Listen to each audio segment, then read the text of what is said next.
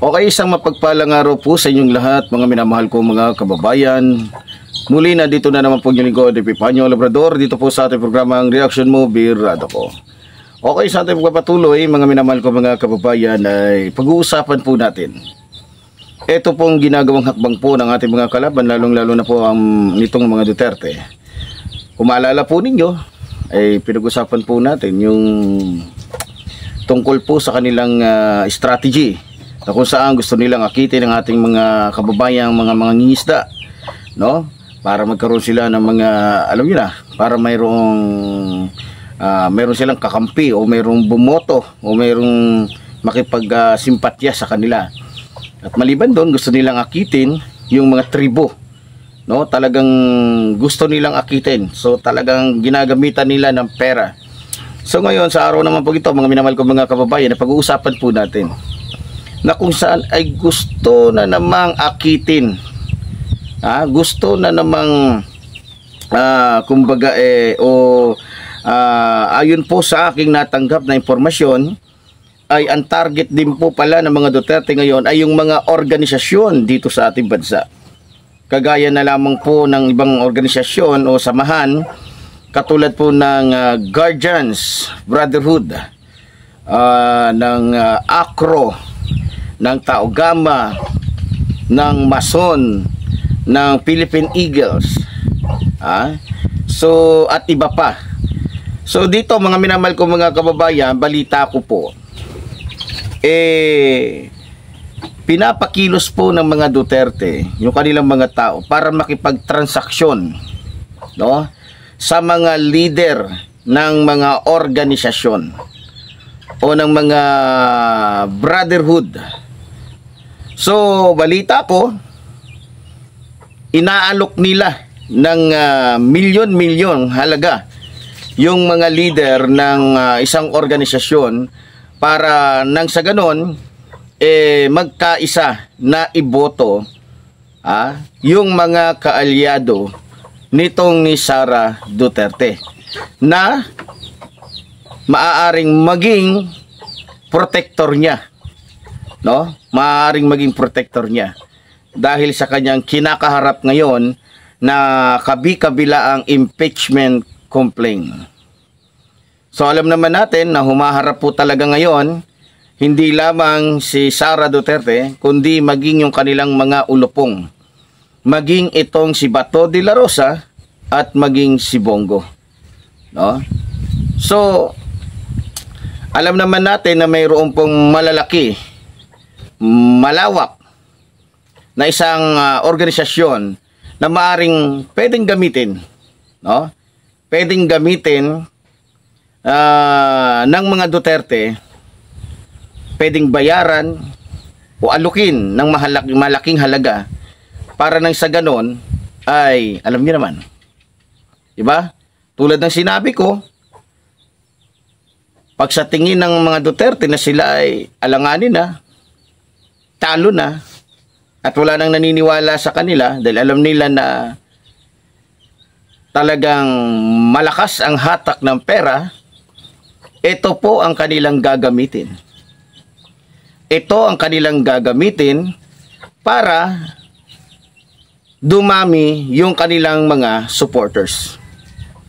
Dumami yung mga taong boboto sa kanilang mga kaalyado na maaaring makatulong dito po kay Sara Duterte. So ngayon, kung di po ako nagkakamali, meron po kasing tumawag sa akin at eto nga, ginagamit ni Sara Duterte at ni Rodrigo Roa Duterte, ni Bongo, ni Bato, yung kanilang organisasyon na kinabibilangan, yung The Fraternal Eagles, The Fraternal Eagles o Philippine Eagles, isang organisasyon na kung saan ay malawak, kumbaga sabihin na lang natin malakas, at maliban na ito ay malakas na organisasyon na kinabibilangan ng mga attorney, judge, pulis, sundalo, at iba pa. No? Inaalok po ng milyon-milyon halaga ni Rodrigo Roa Duterte yung bawat gobernador ng The Fraternal Eagles. Yan po ay ayon po sa aking natanggap na impormasyon. No? So dahil ang membro nito ay milyon, malaking ano po to, malaking bagay po to para sa mga Duterte. Malaking bagay ito sapagkat milyon-milyon sila.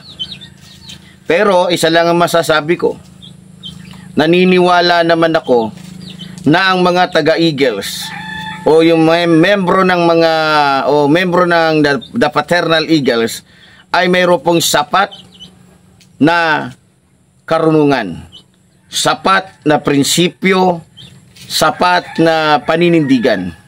At alam ko na hindi sila papanig sa kasamaan.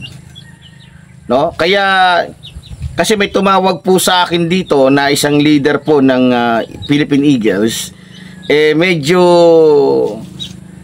naaano po sila, naaalarma dahil nga sa ginagawa nitong ni Sara Duterte, ni Bongo, ni Bato, ni Rodrigo Roa Duterte na kapwa mga membro ng Philippine Eagles, na kung saan ay tila nangungumbinsi sa kanilang mga kasamahan na suportahan sila kahit pa sila ay mga demonyo, kahit pa sila ay mga magnanakaw, kahit pa sila ay mga mandarambong. No? So salamat na lang at ayon din sa akin natanggap na impormasyon, medyo napahiya daw. Napahiya itong si Sara Duterte dahil hindi lahat ng membro ng The Fraternal Eagles sumang-ayon sa kanila, tumanggap sa kanila. No? Siguro, sabihin na lang natin yung iba. Siguro. At nagpapasalamat din ako, ayon po sa akin natanggap na report ay hindi po sumang-ayon. At hindi nagpabayad yung mismong presidente ng the Philippine Eagles. The Fraternal Eagles. Hindi pumayag na masuhulan ng mga Duterte. Kaya dito sa organisasyong ito, butata ang mga Duterte. Napahiya ang mga Duterte. Dahil akala ng mga Duterte, pag pera ang pinalakad nila, okay na. Okay na, makukuha na nila ang 100% suporta ng the Fraternal Order of Eagles. Hindi alam ng mga Duterte na ang simpatya ng the Fraternal Eagles ay nakay Pangulong Ferdinand Marcos Jr. Dahil alam nila na tama, matuwid at walang ginagawang anomalya ang ating mahal na Pangulo. So napahiya sila dito sa grupong ito. Ngayon, dito naman sa Mason, so tinangka din nila, tinangka ni Bongo, tinangka ni Bato, tinangka ni Sara Duterte na suhulan yung mga leader ng Mason. Ang problema, hindi po ito umubra at inisnab din po sila. Inisnab din po sila ng mga leader ng Mason. So talagang napahiya, no? Talagang butata ang mga Duterte sa grupo ng Mason. So para sa akin, hindi nakataka-taka kung bakit napahiya ang mga Duterte dahil alam naman natin na ang grupo ng Mason ay para sa bayan. Ang grupo ng Mason ay kampi sa kabutihan at hindi sa kasamaan. So napahiya po. So kumbaga talagang nahilaw. Nahilaw itong mga Duterte sa mga Mason. So salamat po sa ating mga kapatid na Mason.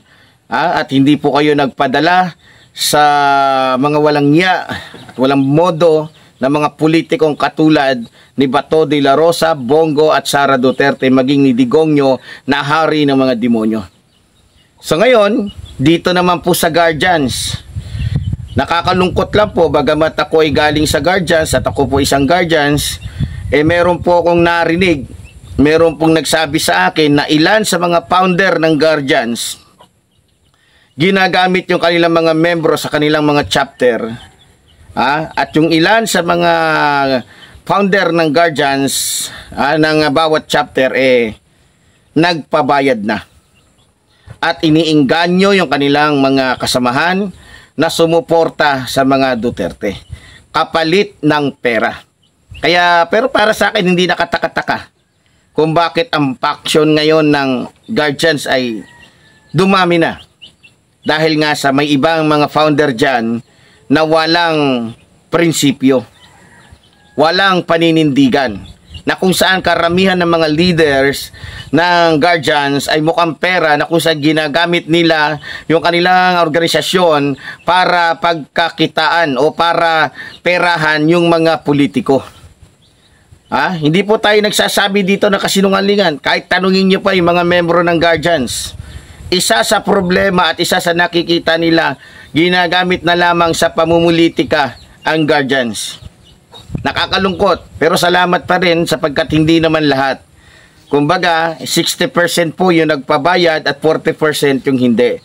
Pero nakakalungkot lang kasi mas marami po yung mga guardians na masasabi natin na wala na yatang prinsipyo o masasabi natin na wala na yung paninindigan. So dito na naman po sa ACRO, no? Balita ko po itong, kung di ako nagkakamali, ito'y kinabibilangan po ni Baste, no?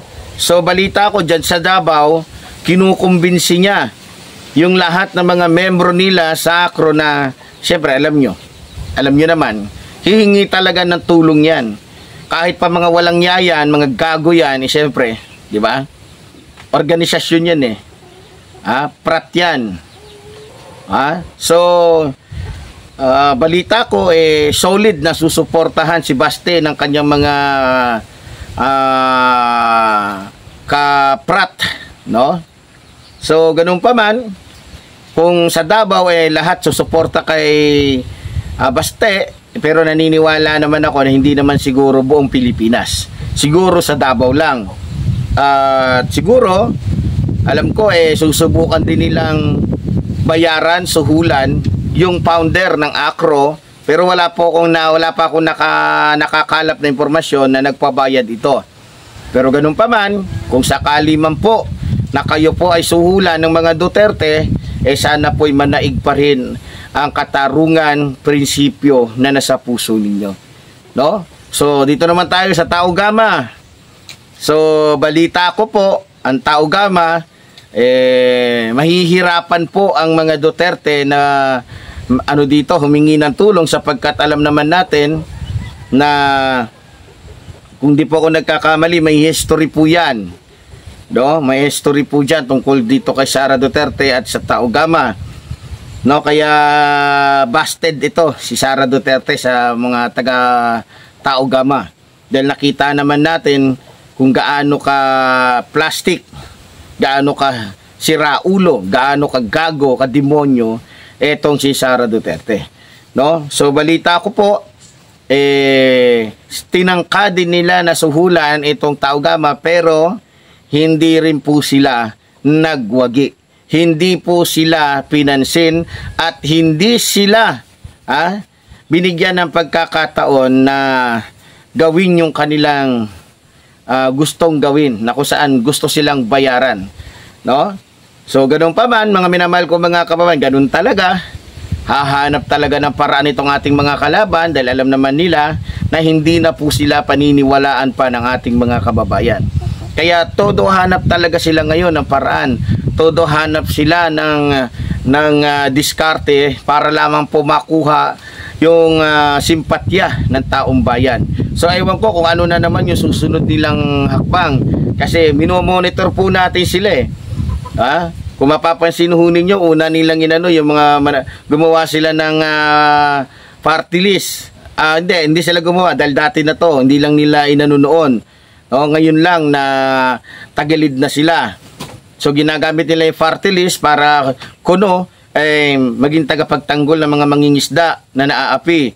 Tapos yung mga nitibo, yung mga tagabundok na mga kababayan natin na masasabi natin na mga tribo, Tas ngayon naman, mga organisasyon, mga brotherhood na grupo, gusto nilang akitin o bayaran para lamang makuha yung simpatya.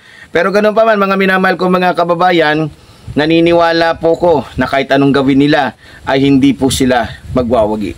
No? So doon sa mga leaders natin, ganun pa man, kung kayo po'y lalapitan ng mga tao ni Duterte, sana po'y maghari sa inyo ang paninindigan at ang kabutihan. Kaya muli po, tulad po ng sinasabi ng inyong lingkod, mabuhay po ang ating bayan, mabuhay po ang nagmamahal sa ating bayan. Maraming salamat po.